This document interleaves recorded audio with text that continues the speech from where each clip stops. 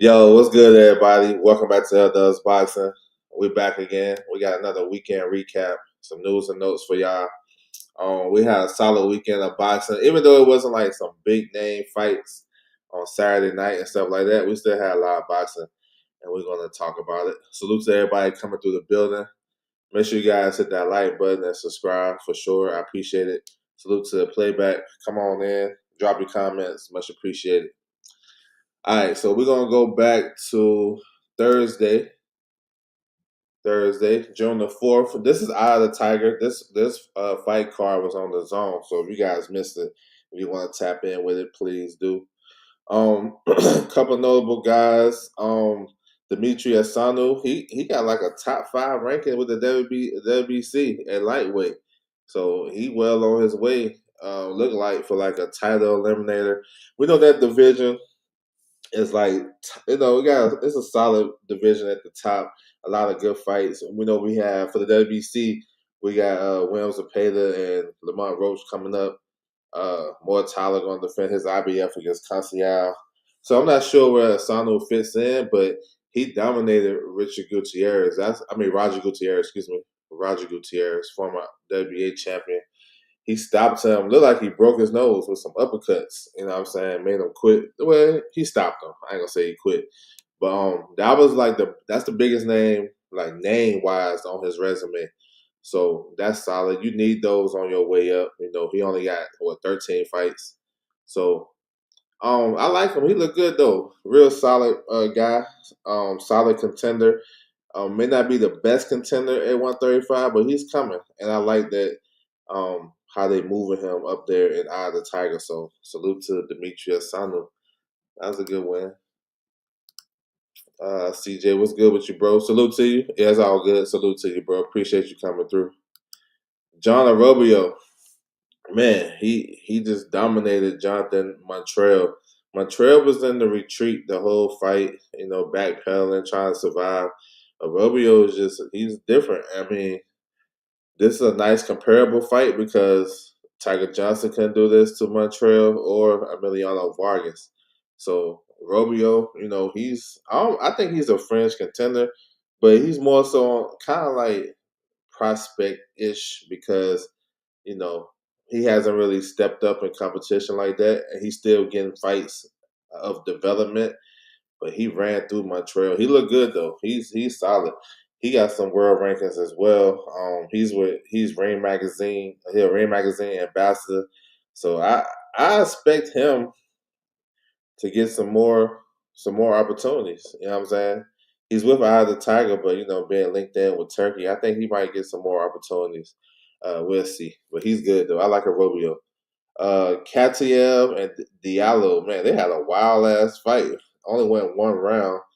Uh, Diallo dropped Katiev, and like seconds later, Katiev dropped Diallo, and then Diallo basically, he didn't want no more.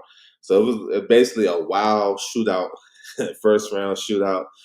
Katiev, he getting dropped by this guy was kind of alarming, but I don't know if it was like a flash knockdown. It was a flash knockdown, I guess. We can give him that. But he got back up and finished him. Dude didn't want no more, so Katiev moves on. Um, I would like to see Katiev. Well, my thinking going into the fight, I'm like maybe Katiev versus the winner. But Katiev fits in with the light heavyweight division, though. Based on I thought he beat David Morrell. You know what I'm saying? Um, he dropped him in that fight. I thought he won the fight. But maybe he can get something else. He might have to go to the UK. UK got a good stable of light heavyweights, you know what I'm saying? So maybe he had to go over there. But Katiev is he's strong. He's still in the mix. Main event, wasn't like the most eye pleasing fight. LeBron Richards versus Albert Ramirez wasn't that, but it was one sided to me. I was judging it, and I was like, yo, Richards is winning this fight. It was a LeBron Richards type of fight. It was slow paced. It was monkey. It was ugly. It wasn't all that. I feel like LeBron Richards got some skills, but he also can make the other guy look bad. Ramirez was trying to get the knockout, throwing a lot of hard shots. He was missing. He just looked out of it, and I think a lot of it had to do with LeBron Richards, who basically outclassed Ramirez. A top light heavyweight. I think he took it to him. He got it going, and I like how he finished the fight too. Using his jab and stuff like that, and kind of dictating the pace. This was a LeRon Richards fight, but the judges didn't see it that way. They robbed this dude. Now, certain fights, robbery is one of the most overused terms in boxing. Boxing fans get it twisted with a close fight. Then I'm like, damn, bro, I gave it to him. No, I gave it to him. It could have went either way. Sometimes there are clear competitive wins for a fighter. Sometimes it's a fight like, bro, I don't know. You know what I'm saying? This one wasn't none of that. This one fits the rivalry category because a couple of factors. One, LeRon Richards is the B-side guy with no promoter. He don't have a big time promoter. I don't even think he have a promoter. You know what I'm saying? And he has a tricky style, ugly style. So it's like I thought he was winning these rounds clear, even though it was ugly. Just because it's an ugly type of fight, it want a lot of action, a lot whatever going on. He still dictated and dominated. Like Ramirez didn't even throw enough punches to even like you can't land two punches and say, "Oh, I got that round." And the other guy, he landed like quadruple more punches, and he's more active and dictating the pace. Like to me, that don't get you the rounds, but this is why this is a true robbery because you can't even give. If you really scoring this fight for real, you gotta pay attention. You can't even give Ramirez three, four, four. I'm gonna say four. His high end is winning 4 rounds. Real talk. If you really judging it and really looking at the fight, I had a 10-2 for real. It was an ugly ass 10-2, but I had the 10-2. But they robbed LeRon Richards. Hopefully he get an opportunity. He is protesting with the WBA because this is for the interim title. So hopefully they do something or give him a rematch or something. I don't really want to see no rematch because their styles are crazy. But maybe give Richards another opportunity against somebody else. ProBox TV was back on Friday night. Alan Garcia, um, he had a tough fight with Jimenez, but he got the win. John Madero, he went the distance for the first time against Espadas. I thought he was going to stop him, but Espadas tough. He got dropped in the fight. He gave Madero solid rounds. You know what I'm saying? Stuff that you need. Like he dominated the fight. I thought Madero won the fight pretty clear. But he got some resistance, and that's going to help him later on. Especially under a new trainer that he was with, Mark Ferrer. That's going to help him get some experience. Vasquez and Lugo. This is a good fight. Back and forth action. I mean, this was like a draw type of fight. You know what I'm saying? Vasquez got the benefit of the doubt. They gave it to him, but Lugo was on his ass. Like it was some good work on both ends. But I thought Lugo, damn, I like his work better to be honest. But Vasquez got the win. Let's see what this takes him. He looked kind of sluggish in this fight to me. Maybe I'm off, but he looked a little. He wasn't as uh, energetic that I see him in most fights. So let's see. But that was a good fight though. Good Pro Box headliner. Let's see what they can do with Vasquez at 130. He got a solid name. So can they get some more good opponents for him on this platform? Will be solid. The WBA moves funny with the regional belts. Always bad judging. Yeah, the interim type man. That's crazy. Akui, he got a win. Former champion. He got a stoppage win. Was it stop? He got a win yesterday. Um, in Japan, so he's back in the mix. And his fight was at 115. Sticking on Japan, staying with Japan. We got some results. So Masamichi Yabuki, the IBF champion, 112 pounds. He wins a unanimous decision over Rene Classico. So I didn't think this fight was gonna make it because Yabuki dropped him early, first round. Looked like that shit won't gonna make it to the final bell. Salute to Rene for being tough and durable, but he got dominated though. So Yabuki keeps his title. He got a mandatory coming up. He got a tough, big punch in Filipino. Let's see if they make that fight. That's gonna be fun. Fajardo, I believe. Yeah, Fajardo. Um, I would like to see unification at this division, 112. Anthony Oscawaga, that name sticks out to me. I think that would be a good fight. He's a WBO champion. He's fighting in July though. And then you got Ricardo Sandoval is the unified champion. He trying to get a little fight in before he have to go fight Galal Ufa. That fight was actually postponed from this weekend. So, and then we can see Yabuki moving up in weight too. No, I don't rule that out going to 115. So yeah, he kept this title. We got a new champ here, Andrew Maloney. He defeated Roberto Garcia. I thought Garcia won the fight though. It was a good fight though, solid. But I thought Garcia had the better work rate. I thought he outlasted, in my opinion, Garcia. I thought Garcia won the fight. But Maloney, he got the benefit of the doubt from the judges. He's a new IBF champion at 115. Um, yeah, actually, this one can cause for a rematch. Because this was, I mean, depends how you look at it. You can call this a robbery because Garcia don't really have no profile.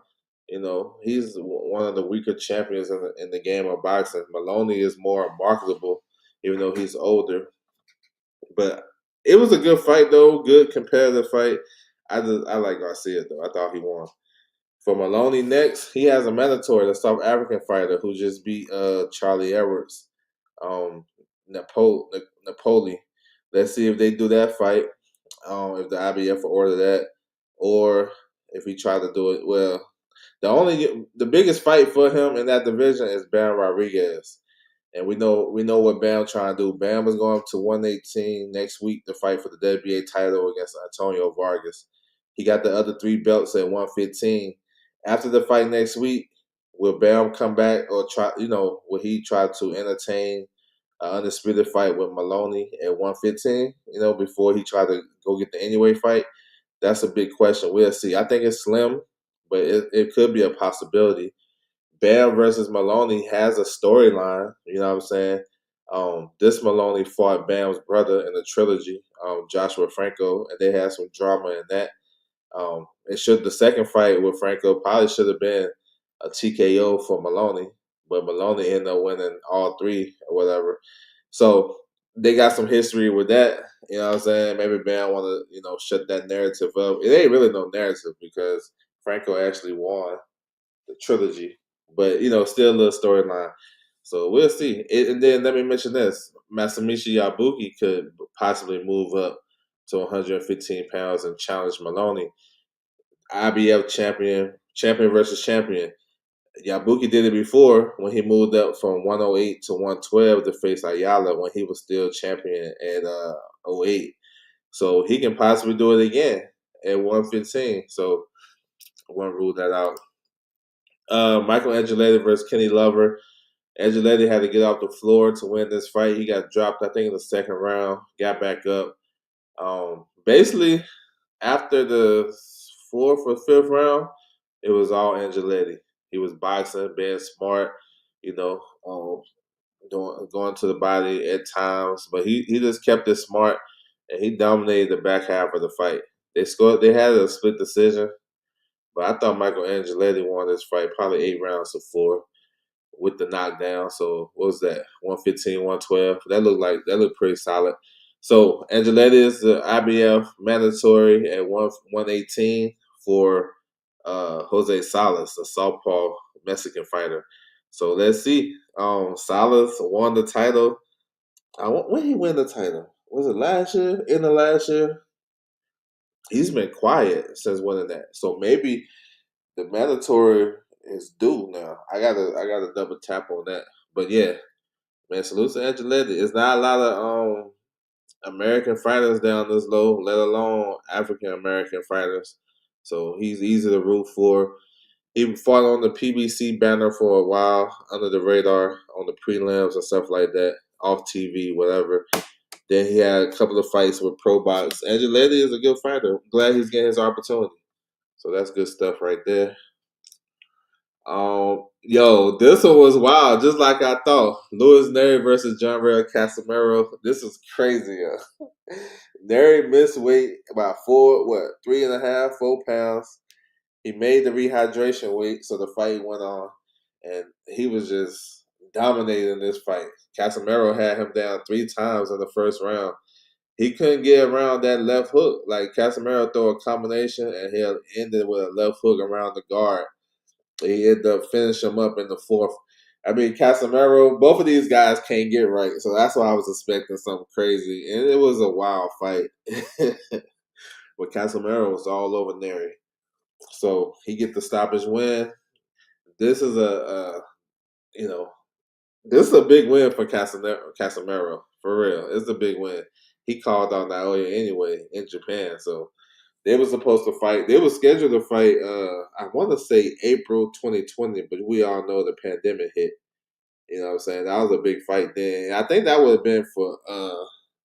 It was a unification. That was at 118, I believe. But yeah, Casamero. That's just crazy. Um, Let me see. What's next? What's next? All right. Ugas came back last night. Ugas he looked bad. He looked terrible, really. He looked terrible based on where he was at before. He was coming back to the ring after 3 years, where he lost to Barrios, I believe. He didn't look good. He looked slow. He looked kind of lethargic. He won the fight, but it was slow. They scored a split decision. They was trying to give it to Lopez, but I don't know. I was just looking at him and like, bro, he was at 154. I'm like, man, I don't know what he going. If I don't know what this was, this like a test run to see what he gonna do at 54, because that would have been crazy. Nah, that would have been nasty. We don't need to see Ugas, not that version of Ugas at 154, because he'll get dominated for sure. Marco Verde, he got a stoppage win. That's the Olympic gold medalist right there, the Mexican champ. Um, so yeah, they moving him along pretty good, keeping him active. He's with Team Canelo, so he may get on that Canelo and Billy card. Remember, he fought on Canelo Crawford, so maybe he get on there as well. So we'll see. Matchroom boxing. They had it's pretty much like a prospect show, and they kept this card alive after losing the main event and the co-main. The main event was Dalton Smith versus Alberto Playo. That was the fight boxing fans were looking forward to. And then they lost a unification fight, a unified title fight with Carlos Sandoval versus Galal Yufai. Both fights fell out. So they kept it. They kept the fight card together. Josh Padley versus Yaki Fiaz. Good fight. Fiaz came to fight. He was doing good work. He was having some issues with the low blows. Got a point taken away. The point that got took away from him, that was kind of like the deciding factor of the fight, because they scored a split decision for Padley, but that last scorecard was 114-113. Had they not took that point away, it would have been a draw. This is a very competitive fight. He had Padley hurt to the body a couple of times. Padley was landing some good shots too. It was a big back and forth fight. I thought Padley may have edged it out, but it was a good fight. Suleiman, he boxed his way to a decision, dominated this fighter, Nadim, English title win at the featherweight division. He boxed very well. Maybe he could have stepped on the gas, but it's whatever. Bowen, good stuff from Bowen. Leo Attain. So I just started some shit on X. You know what I'm saying? Attain ran through this opponent, easy money, but I'm like, shit. They talking about him. He supposed to make his UA debut. I said, give him Jermaine Franklin. And a lot of, I guess, people don't like that name, but I'm basing it off Jermaine Franklin's last two performances. He ain't look good to me. He ain't look good in the Ivan Daichko fight, and he looked terrible against Moses. Now Moses, he's one of the ones, so maybe benefit of doubt. So I go back to the Daichko fight. He looked like some bullshit in the Daichko fight. And I'm saying, if Leo Attain, people say it's too early because he's 19 years old, and I guess they're giving Franklin props for losing to Dylan White back in the day and losing to AJ, and I guess they give him props from shit he did in 2023. You know what I'm saying? I'm not that one. I'm looking at right now. Jermaine Franklin in front of Leo Attain would probably be a bad matchup for Jermaine Franklin. Like, if he got so much experience, why he's not experienced enough to get in the best shape possible? You got Jermaine Franklin coming in close to 260, and that takes away all of his strong attributes, having quick hands, being able to dodge punches, being flexible as a small heavyweight. At 260, he's just right there in front of you, and he always do fight in spurts, even on his Showtime days when he was the 989 assassin on Showtime. He always fights in spurts, but it popped out more because like, damn, he got good hand speed. That Leo Attain is young in his career. If a guy like that is sitting in front of him, ain't throwing no punches. This dude in the Dashko fight, he threw 107 punches in that fight over 10 rounds. That's barely over 10 punches a round. You trying to tell me Leo Attain can't be the guy that's just sitting right there in front of him? No matter about the experience, because the guy ain't taking that experience and using it to his. So that's just my point. They going at me. It's more so the UK fan. Oh, he's not ready. He's not ready. I think he's ready. I guess they overhyping Jermaine Franklin, but over here, we ain't. I'm not giving Jermaine Franklin no pass for going 12 rounds with AJ and barely doing anything. I thought he edged out the White fight. I give him that. I thought he edged that out. I thought he won that fight, to be honest. But since then, he ain't really done nothing. And if he's gonna sit in front of any heavyweight and throw 10 punches around and not let his hands go, bro, everybody can beat that type of opponent, especially if you 6'6" and you fighting smart. That's just my thing. I had to get my shit off. I got my own platform. I be forgetting sometimes. I can just come on here and speak my piece. But that's why I said that. Man, give it to him. That would be. I ain't saying he gonna run through Jermaine Franklin. I'm not saying that. I'm just saying the way he's been performing lately, a lot of heavyweights can beat him. I'm just saying. So yeah. It is what it is. My bro Mike in the building. What's good? And I stand on my shit too. Now, this the thing. When I was saying Leo Attain versus Jermaine Franklin, I'm saying he can beat him now. I'm not saying that fight is realistic. I understand that Jermaine Franklin probably gonna ask for an arm and a leg to fight that guy or to even be mentioned. Understand that. In a typical world, I feel like I think they told me that 2 years down the line, give him Franklin. Nah, 2 years down the line, Franklin might not even be here. You know what I'm saying? He'll be 35 years old and probably have no fights. He's not with a promoter now, so he probably gonna get no opportunities like that. Or people gonna start bringing in. They just seen that Moses fight, so now they put him in a certain box. That's why they selected him for Moses. They know, he really ain't gonna do too much. You know what I'm saying? We need to get our rounds, but we ain't in no fear of losing because he's not like a big crazy puncher, and he fights in spurts, and he coming in at 260 at 6'1". So I'm just saying, it's like I don't know. I understand the money part, but I wasn't saying that it was like realistic. I was just saying, man, Altan can beat that guy. If you're gonna make your U.S. debut, you make it against a American opponent. So Attain is possibly going to fight on Pacheco's card in L.A. in the summertime. So that's why I mentioned that though. Yeah, they don't see my vision, so they think, oh man, that he's not ready for that. He don't have the experience. Well, with experience, ain't really, he ain't Franklin ain't taking care of his experience. So we off that. Zuffa Boxing, they had their first show in the UK. That's the best thing about having your own platform. You can come on this bitch and say what you whatever, and then you can just move on. It's all good. Because a lot of times on the just before I get on this, when you be on Twitter, X, whatever, YouTube, whatever, in the comment section, a lot of people they already got their mind made up about shit. So when they see your comment, even though they don't even kind of break down what you're saying because they already got their own opinion. So that's why I can come on here and speak my piece. So it's all good. All right, this show right here looked like a boxer card. I don't know. I don't know if you guys follow boxer like that. The UK promoter Ben Shalom, but this card looked eerily similar to one of his cards. I'm just saying. Um, Let me see. McMillan, he got a stoppage win. Leon Hughes, he ran through his opponent, easy money. Harvey Dykes, he went life and death with Ivan Daichko. Daichko, I don't know. He I don't know. He looked big and scary and shit, but he really ain't all that. He ain't trying to get busy in the ring. He's a double bronze medalist in the Olympics game. And that take me back to the Franklin fight. Franklin didn't do nothing against Daichko. They gave it to him.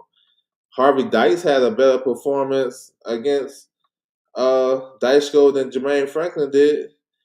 So, and then they would want to put a Tang in with Harvey Dice, but they won't want to put him in with Jermaine Franklin when they're on the same level. I'm just saying. I don't know. I'm just proving my point right. You know what I'm saying? You can't say Dykes versus a Tang and not say a Tang versus Franklin. It's the same damn fight, basically. Sam Hickey, he ran through his opponent, easy money. Stephen McKenna, same type of thing. It was like some easy work on this undercard. Lee Cutler and Aaron Sutton. So that fight ended. It was a knockdown score, but Cutler landed a punch, looked like on Sutton's shoulder, and popped that shit out of socket. So the fight, they had to stop the fight. Looked like that fight was gonna warm up to something good, but Cutler got the stoppage win. Jack Massey and Cheryl Clark, that was fun. They was going. It looked like it was Massey's fight. He dropped Cheryl Clark twice in the fourth round, had him hurt. I thought he was gonna finish him, but Cheryl Clark made it out the round, and then he came back to score a knockout win. He dropped Jack Massey, I think it was the seventh. Then he ended up stopping him along the ropes. That was a nice comeback, and it was some dramatic type of shit. So salute to Cheryl Clark because he was up out of there. Jack Massey he fell asleep, got hit with a big right hand, got dropped, and then got finished off. So it was a good fight though. Jack Massey definitely had his chances to win the fight, but he gave it away. So that is what it is on that. The main event, shit was wild. Is it how are you? Like and subscribe. I appreciate that. This is Sky Sports, Zufa Riyadh season, Zufa Boxing. Thank you. It looked like a boxer card to me. I mean, shit, damn near half of the fighters was a boxer. It looked like a boxer show. I understand what you did. Yeah, it was all of those things you saying. But Sam Hickey, boxer. Stephen McKenna, boxer. Um, Jack Massey, boxer. Lee Cutler, Chris Billsmith. It looked like a boxer card. If I didn't follow if I didn't understand about Zuffer and all this shit, what you said, Sky Sports, read all that shit, it looked like a boxer show. You know what I'm saying? I'm just saying. I know what it was though. And I know about this too. I know boxing removed them. Yeah, I understand that, but it looked like a boxer show. I understand. Appreciate it. Like I appreciate your support coming through the building. But this one of those channels where you ain't gonna have to do all that because we already pretty knowledgeable with the game. You know what I'm saying? But I appreciate it. The ref stoppage was too early. Yeah, I thought. Yeah, I think they could have. I like just in the moment. That's why I like standing 8 counts. Now they probably don't recognize that over there in the UK. But I'm thinking, I go to every UK fight, every fight in the UK. That's what's up. Did you go to the well you no, I don't go. No, I'm over here. But this right here is not a fact because you can't be at both. You know what I'm saying? You wasn't at this show. You know what I'm saying? You can't be at both now. This is in Sheffield, right? And this was in Bournemouth, down south. You wasn't at both. So that comment is not ain't the real shit. But I get it though. You good though. Keep pushing. I appreciate it. But that's not the fact. What you just said, whatever, I could be a chair supporter, whatever type of guy. I go to fights too, no doubt. You know what I'm saying? Well, I'm in, I do the same thing. That ain't nothing. But when you say you go to every fight in the UK and you just prove yourself not to be true because you can't be in two places at one time. But it's okay though. Support the channel. It's good. You don't gotta come in, with your chest poked out. We can talk boxing. You know what I'm saying? Just like about this, you can't get mad at my opinion. I can't get mad at your opinion. You know what I'm saying? You say I'm a chair supporter. You're a chair supporter. I don't even know what that means. While I'm sitting in my chair supporting the sport, that might be a fact.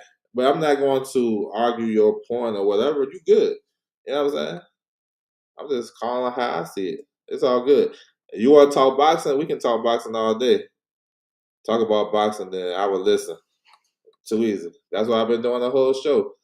Yeah, so we got the Boxer 2.0 Zuffa edition show.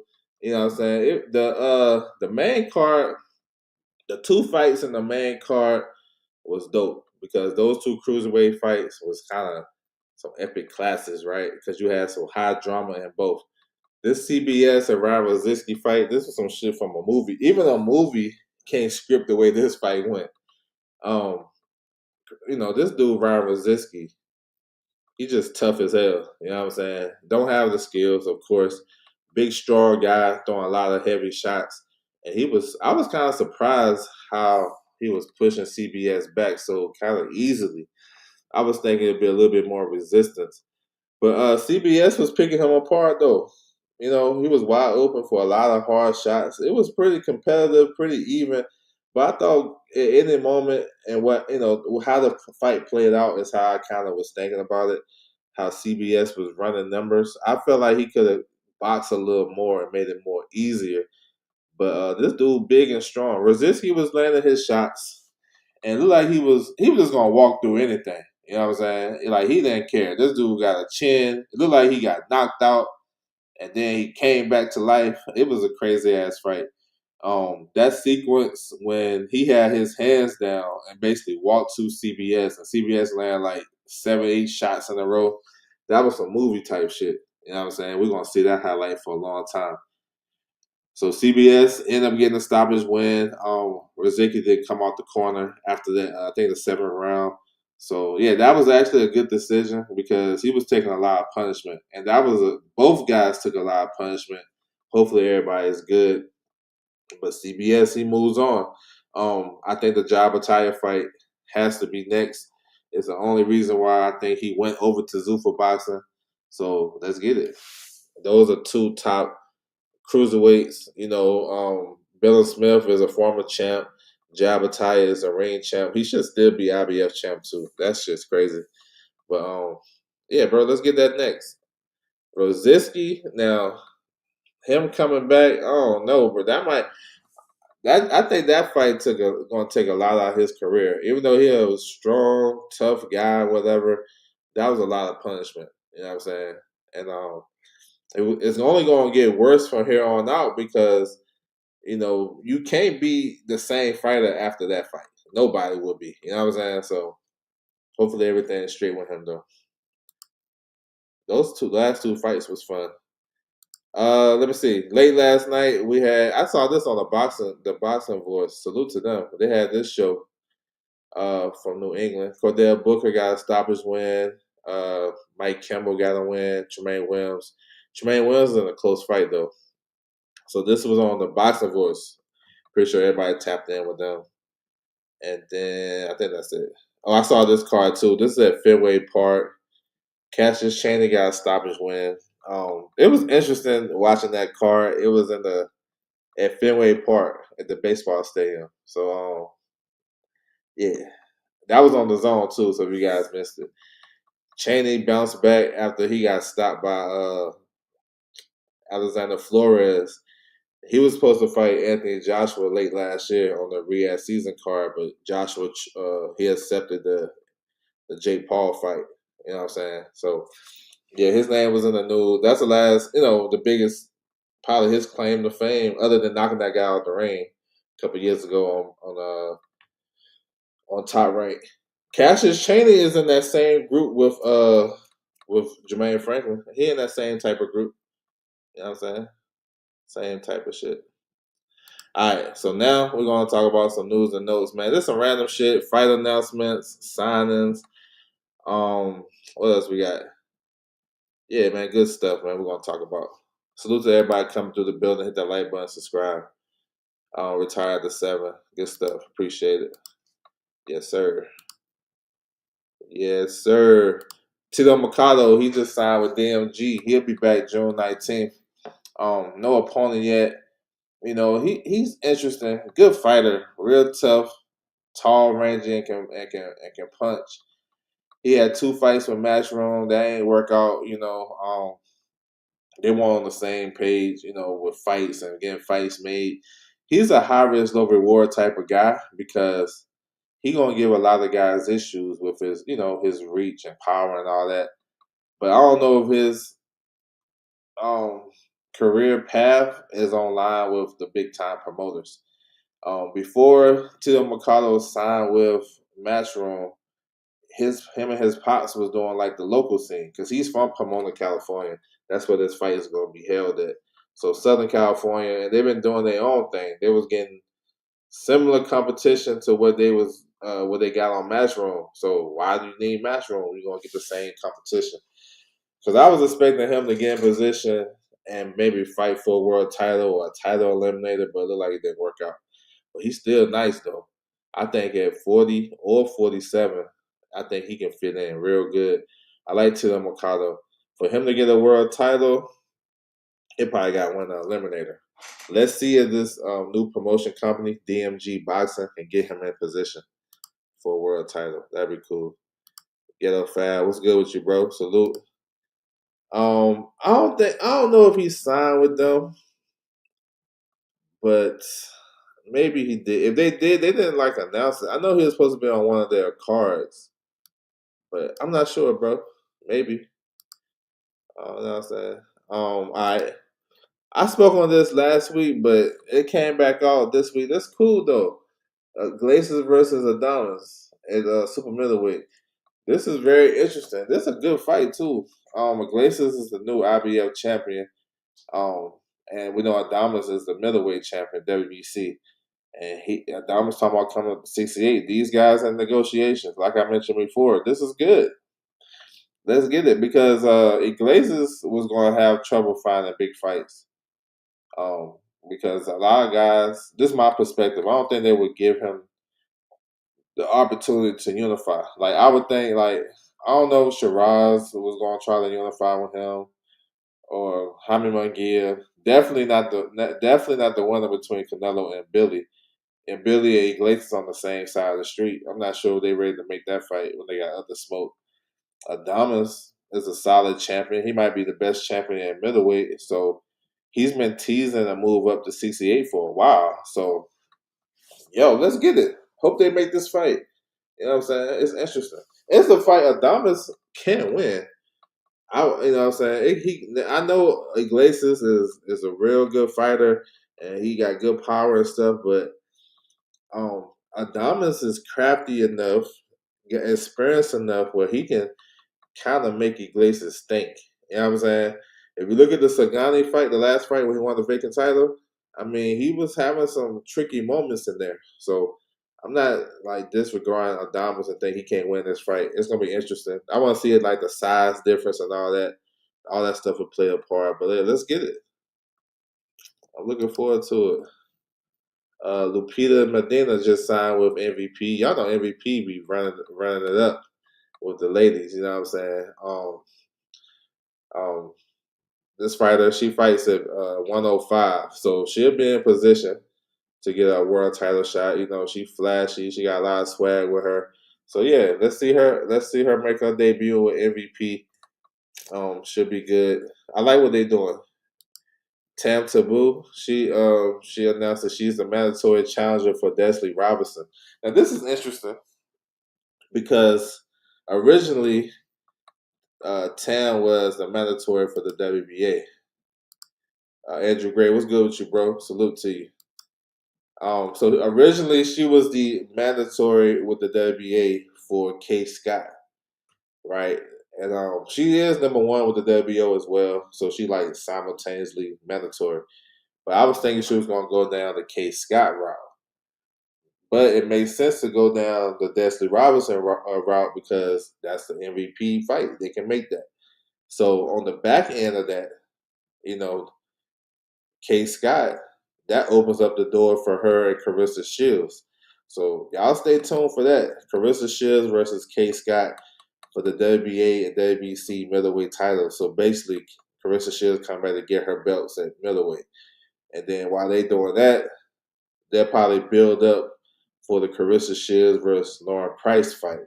So I can see something where Carissa Shields and Lauren Price fight on the same card, or maybe fight like a week apart from each other. We'll see. And then if both fighters win, they'll fight later on. So Carissa Shields and Lauren Price, two Olympic champions fighting. That's some history shit. But back to this one. This will be interesting too because Tam is a tall, rangy boxer, 6'2", got pop at the end of her punches. And I think these ladies want to fight 3-minute rounds because I know Tam been fighting 3-minute rounds. And maybe that's part of it too. Desley Robinson is tricky. She can punch. You know what I'm saying? She got a little, a little bounce to her step, but she can punch too. So this gonna be interesting. I want to see this. Make this fight next. I'm with it. All right, more women's boxing. So Aleve Nor Turhan, the IBF lightweight champion, she's gonna face Tellis.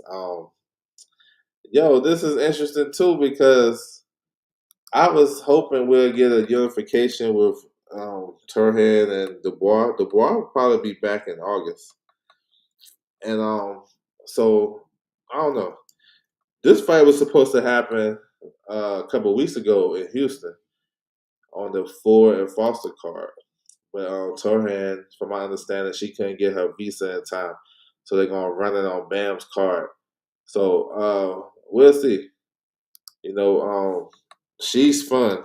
She's a big puncher in women's boxing. Not the most technically sound, but she's you can say like kind of wild, but she go for it. I like that.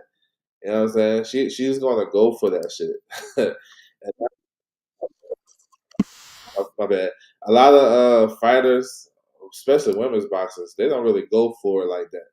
And this one, she's definitely, but you know what? She got underrated skills, but she get caught up in the knockout, and she try to get you up out of there. So I can respect that. Facing Gabby Tellez. Tellez, her sister is Raina. Raina fought Amanda Serrano in January in Puerto Rico. Gave her a good fight. This is gonna be interesting. Tellez is a good body puncher, so let's see if she gonna pay like a little toll to get inside and stuff like that. So this for the IBF title. This is a late addition to Bam's undercard next week. All right, here's some additions to the Salida card next week. They just signed Torrado, Caleb Torrado. They just signed him, so he's on the card. He's fighting a 4-rounder. Who I seen him fight it? I think he made his pro debut on the Madness card in January, if I remember right. It was one of the earlier fights on the card. So he just signed with Salida. Old school heavyweight Brian Jennings, BY Jennings is back. He's facing Robert Sims. I know BY Jennings had a fight recently where he scored a knockout. He's 41, about to hit 42 in a couple of months. I guess he want to make one more run. So maybe they are working to a fight with him and Brandon Moore, because I believe Brandon Moore on this card, and he's fighting Gerald Washington. This is gonna be interesting. They got a lot of good names on this card. Troy Isley on this card. This is headlined by Bamba Gonzalez, who just signed with Salida. So yeah, I'm tapped in with this. This is gonna be on the zone too. And yeah, that's what's up. All right, it's another fight to look out for. Look out for. My bad, I'm tripping. It's another fight to look out for in the super middleweight division next week. a couple of weeks from now. We got this is June 19th. So Navarro versus Zurin. Zurin, he's the guy of note here because he got some high rankings. You know what I'm saying? He's not too far from like an eliminator in the super middleweight division. A lot of his fights have been on the zone. He been fighting in Denmark under the same banner of Jacob Bank. Jacob Bank just won a WBC eliminator. So Zora is like I think they like stablemates or something, primetime boxing and over there in Europe. So he's the guy to look out for too. You know what I'm saying? So we'll see. I like stuff like this because when you look at a division, it don't tell you the whole story when you just look at the top guys. So I like to look at everybody to see where their place in the division would be at. So Zoran, let's see if he wins. Can he get a guy like Pacheco? Can he get a guy like guys like DFG or you know what I'm saying? So it can solidify his place in the division with some good wins. You know what I'm saying? So I'm tapped in. Michael James 616. What's good? Salute to you, bro. Appreciate you. Um, yo, they talked about this. I seen this from Chava on X. Gary Antoine Russell versus Pitbull Cruz. They talk about late August, September. Let's run it. I like it. Both guys got a piece of the title. Pitbull is the interim champion, WBC champion, and Russell is a WBA champion. He coming off a tough fight. Both guys coming off tough fights. Um, Russell had a tough fight with Andy Harako. He was dominating earlier in the fight, and then Harako started to get in, did some good work down the stretch. And he retained his title. Um, and then Pitbull had a tough fight with Lamont Roach. I thought he edged that fight out. I scored it for Pitbull 114-112, with both guys losing a point. Uh, Pitbull scored a knockdown. The glove touched Lamont Roach's glove touched the canvas, so he got credit for that. And then Pitbull got a point taken away, so that evened up the score. But I scored it 7-5 for Pitbull, 114-112. So it was a close fight. They ruled it a draw. So yeah, I'm good. I'm good with this fight. Yeah. And talks is Pitbull done linked up with Eddie Reynoso. So that's another nice little trick in his bag. We'll have to see. I would probably favor Russell. But I think Russell can kind of use that blueprint that Rayo got used against Pitbull, a southpaw that was boxing. But Russell liked the fight, so he could make for a good one though. And both of them sitting in the pocket trying to trade. I take this fight. That's good. Sean McComb, he's gonna be added to the August 1st card. With Larry versus Mark Chamberlain. Excuse me, Mark Chamberlain. And I'm about to say Josh Padley. That's crazy. Padley beat Chamberlain. But this should be fun. They're rescheduling this fight with O'Leary versus Chamberlain. And Sean McComb fights in the same division. And maybe he get an opportunity at the winner. You know what I'm saying? Maybe. So this should be fun. The Irish fans going to come out for this one. And yeah, we'll see. Tyson Fury is supposed to be on this card too against Nelson Heiser. We'll see. Aaron McKenna versus Oliha. They're going to fight for the vacant IBF title on Zuffa Boxing. So this confuses a lot of fans because Zuffa been the biggest pushback to the sanction bodies, but them actually having a IBF title fight on their platform is kind of funny. But it is what it is. And this is another Irish show. So Irish boxing is going to have a big couple of months in August and September, and we're going to work our way up to September too. But yeah, McKenna versus Oliha, vacant IBF. McKenna lost a lot of momentum. You know what I'm saying? We haven't seen him in the ring over a year. And he got a career best win over Liam Smith, former world champion. And we ain't seen him. You know what I'm saying? I know he got a new management group. He's working with the same team that Teofimo has. So it's Keith Conley and it's another guy. I forgot his name. So I guess he was figuring that out, and this another guy that kind of he left boxer and linked up with Zuffa. So we'll see. Oli he's supposed to fight Ammo for the final eliminator for the IBF, but he had to pull out because um, he had bad medicals with his eye examination. So I'm not sure if that plays a factor. He had a fight in between after that happened. So we'll see. I like McKenna though. McKenna is aggressive. He's an action packed fighter. So yeah. And the winner of this will be ordered to fight mandatory challenger Amari Jones. Amari Jones looked real good in his last fight, beating former world champion. So yeah, this is interesting though. This is Zuffa Boxing, August the 8th. Um, Headliner though is Callum Walsh versus Tyler Denny, two southpaws. Denny is coming off a interesting performance against Joy Ladar. He gave him a tough fight, and I think he can do the same thing. Denny is crafty. You know, he only one person ran through him. That was a Hamza Shiraz that was just so big and powerful, too big and powerful for him. Callum Walsh is they trying to build him up to be a star. Last time he fought in Ireland, that shit was crazy, and he fought some random ass guy. This should be crazy too. So we'll see. I think Callum Walsh, if he get past this, they're gonna have him fight for the Zuffa middleweight title. We'll see how that comes to play. Because I know it's because if them, like I said, it's interesting that the Zuffa Boxing is going to have the IBF title fight on that platform. So are they kind of bending the knee, taking a step back, walking it back about the sanctioning bodies? Because I feel like if everybody working together, it's going to make it work. You know what I'm saying? But it is what it is. Wash, he's kind of like the face of Zuffa Boxing in a sense because he fought on Canelo Crawford.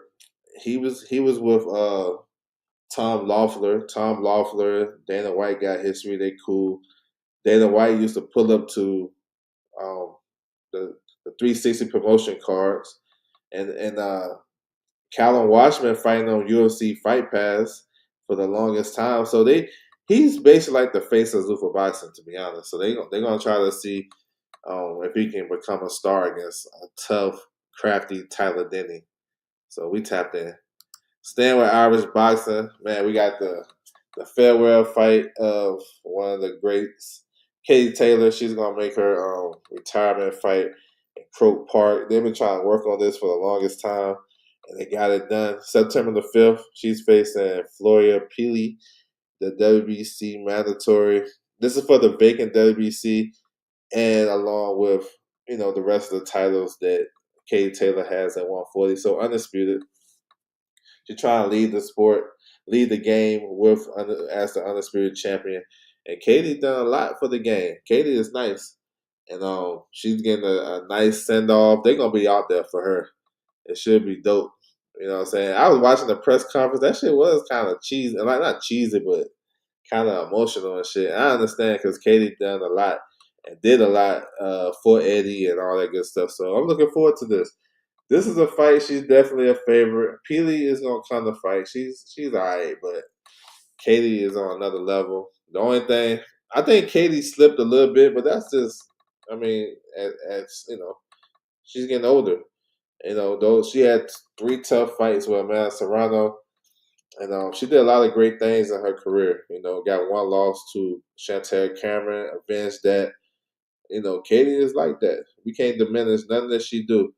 And for her to get this send off, this shit gonna be dope. I'm tapped in with this. I want to see the atmosphere, how that's gonna play out and stuff, and how they gonna welcome her and send her off. And of course, she gonna come to fight, so that's always good. So yes, sir, we tapped in. So Irish boxing, August they got August 1st with O'Leary and Chamberlain. August 8th they got McKenna.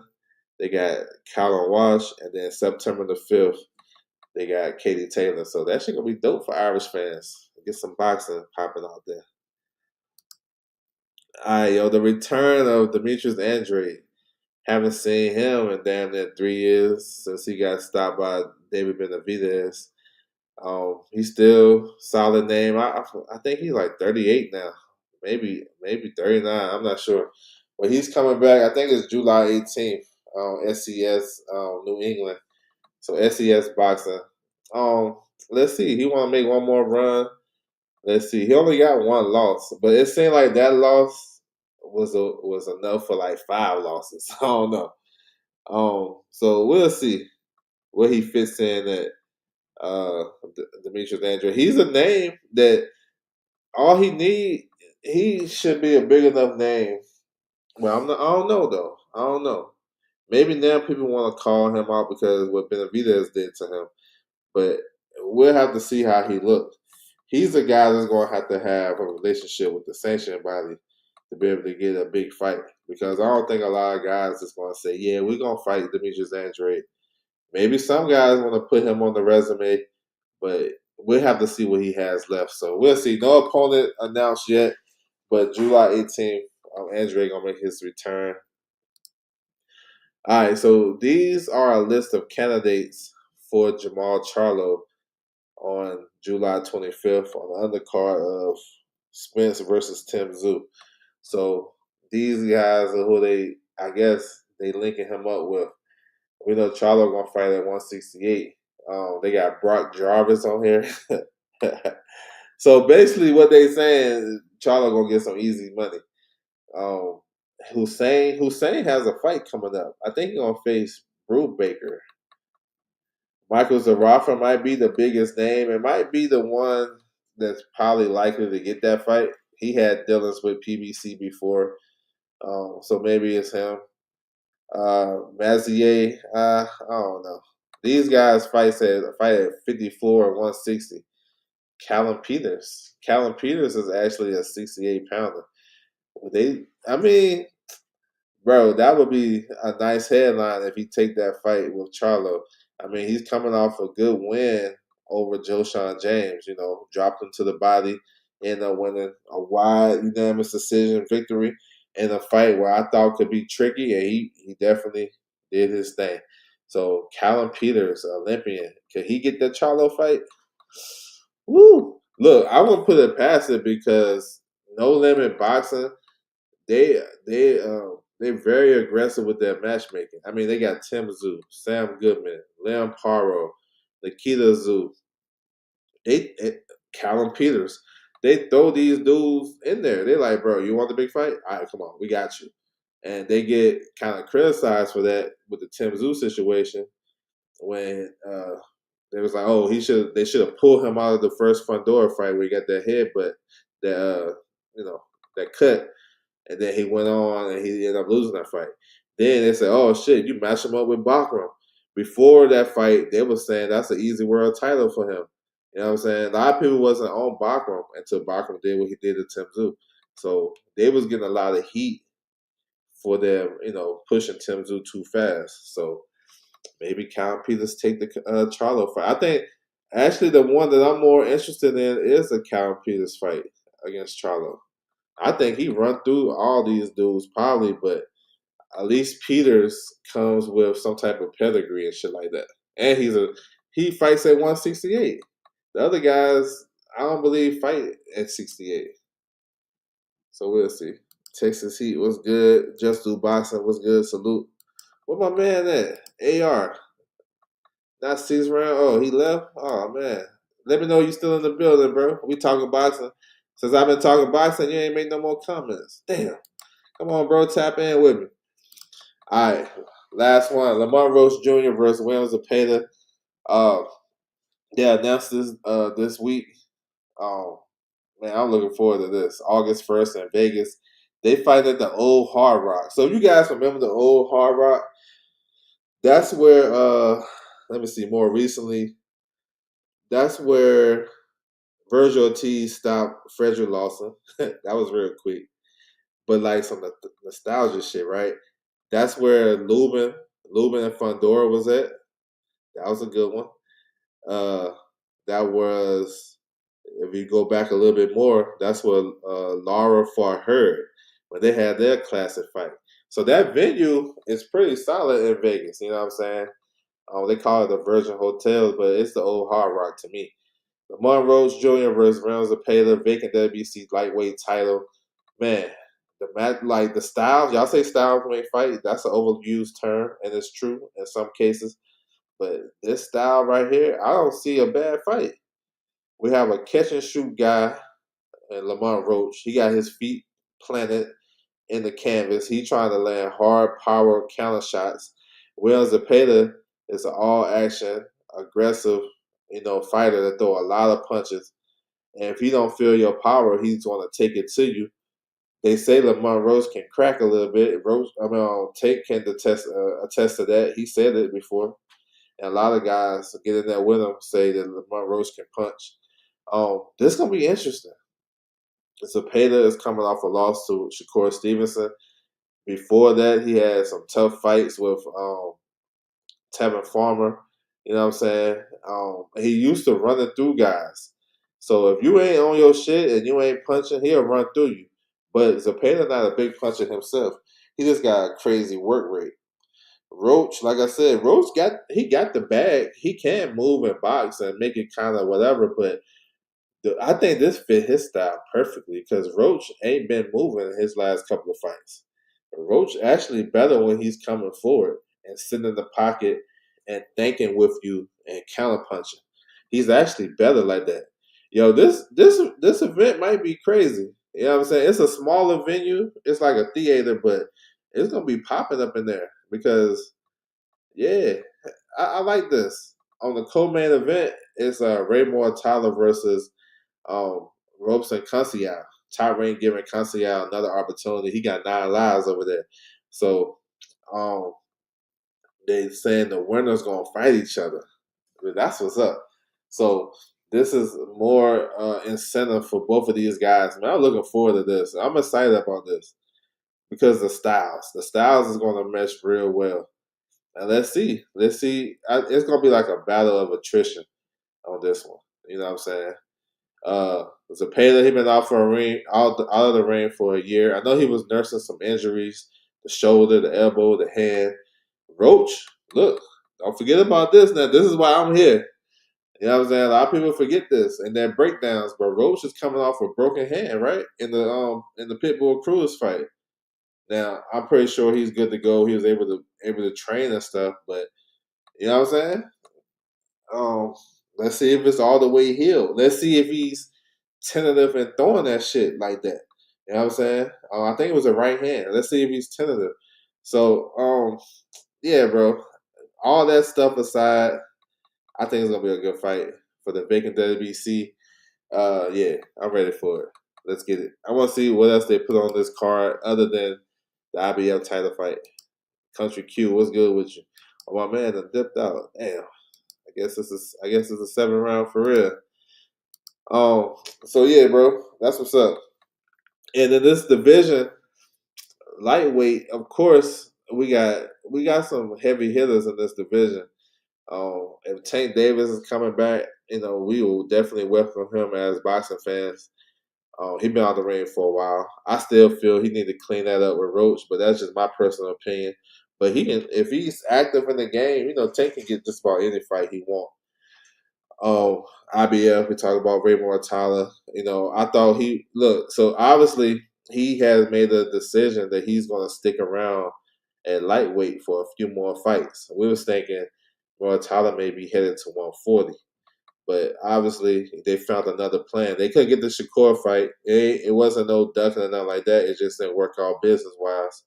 So this is the next best option. This is actually a good one. Then the WBO champion, you have Abdullah Mason. He's in this same type of mix because this is on the zone. This is the zone. You got the zone top rank, Tom Brown, Pro Box. You got a bunch of people, Golden Boy. You got a bunch of people involved in this event. So Abdullah Mason make a title defense on 4th of July against Joe Cordina. I'm pretty sure he gonna be in the mix as well. Then he's a younger fighter, so he may have another defense here and there, and then get the winner. But that's dope. So we could possibly get a 3-belt unification fight probably top of 27, bro. You know what I'm saying? That would be dope. Or at least in 27, I should say that. So this is why this is good. When everybody's coming together and working, I think it's good. You don't think Shaq can challenge the winner? Man, no, for sure he can.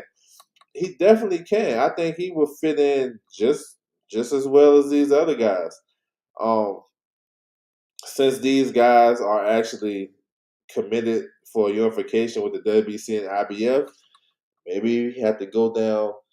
Shoot, maybe he can do one or two things. Maybe he can go the WBO route and go holler at Abdullah Mason, or go back and get his WBC interim title that he vacated in the Fulton fight.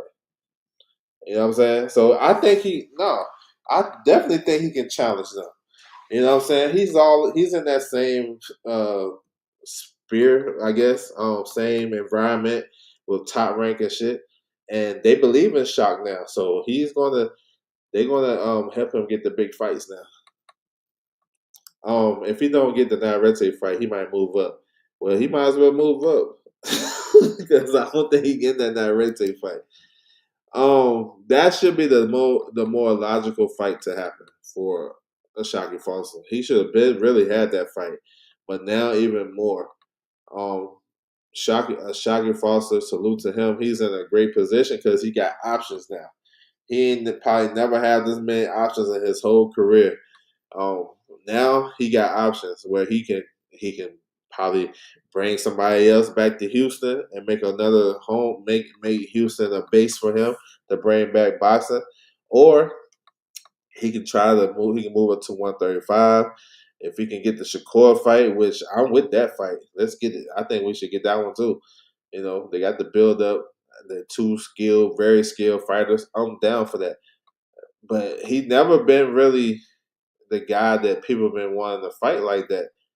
But now it's kind of dictate for him to get those fights or get big fights.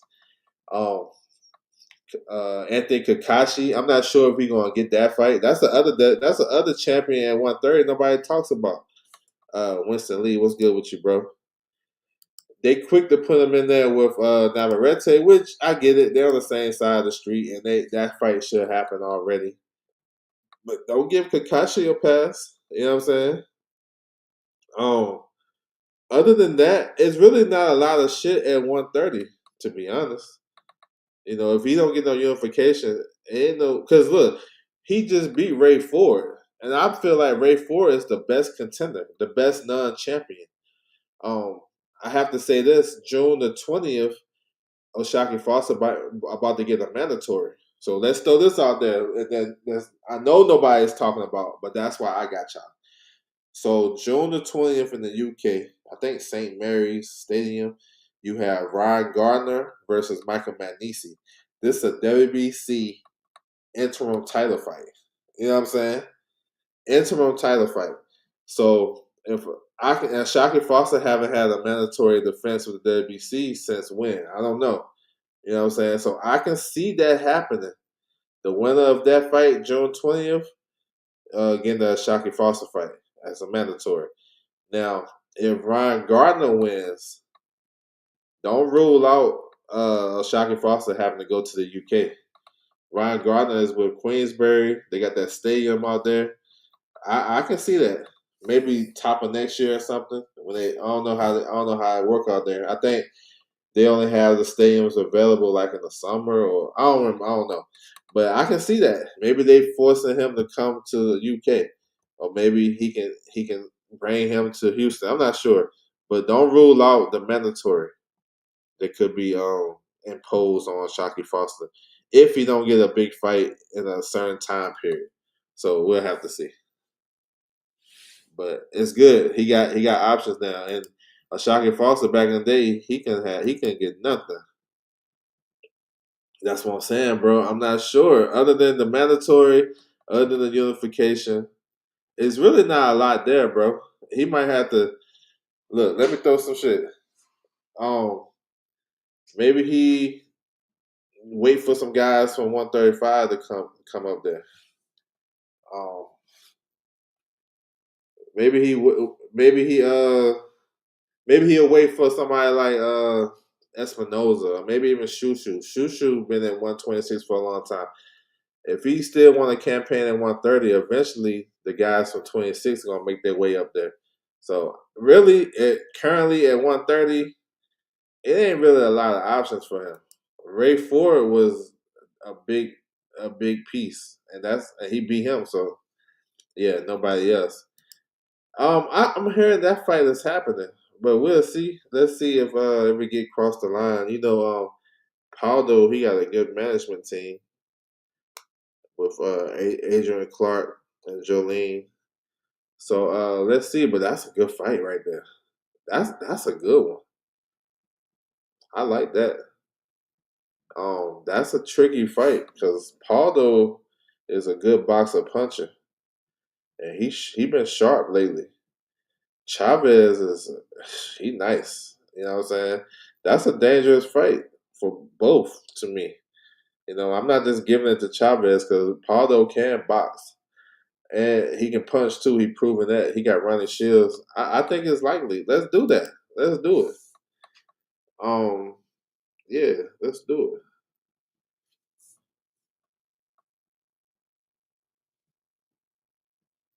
So yeah, I'm with that. But it's crazy like how like these champions can be in a division um where it's only like one or two good fights for them, and after that it's nothing. That shit crazy. My only concern is Paulo might have outgrown 135. Yeah, he did miss weight last year and on the Pro Box card last June, I believe. I think yeah, maybe he has. I know he had issues way back in the day. Maybe you remember this. He had an issue with the Rolly fight where he couldn't make it. I think he had a kidney or a liver issue. I can't remember. That was in pandemic, and he's still fighting at 135. So you might be right. Shit, that's a nice little attribute, a point that you brought up because that could be true. You know what I'm saying? But he has looked good though. You know what I'm saying? He has looked good, and he did. If he can fight Chavez, a southpaw, like he fought the other kid, was it Shakakov? If we can fight him, man, if we can do something like that to Chavez, bro, he need a title shot. For real. You know what? I was hoping he would be the first title, um, get the first title fight for Abdullah Mason. You know what I'm saying? I was saying that. I was like, shit, I wouldn't mind Paul though. For real. So yeah, that's what it is. Salute to everybody coming through the building. I appreciate the time. We'll be back this week. We got the fight week to cover. We got Ben Rodriguez back, one of the best. So yeah, we're gonna tap in with the fight, and we got some good fights coming up too this weekend, and we building up to the big event June 27th. Jaron Ennis versus Xander Zayas unified title fight 154. That's gonna be crazy. We looking forward to that.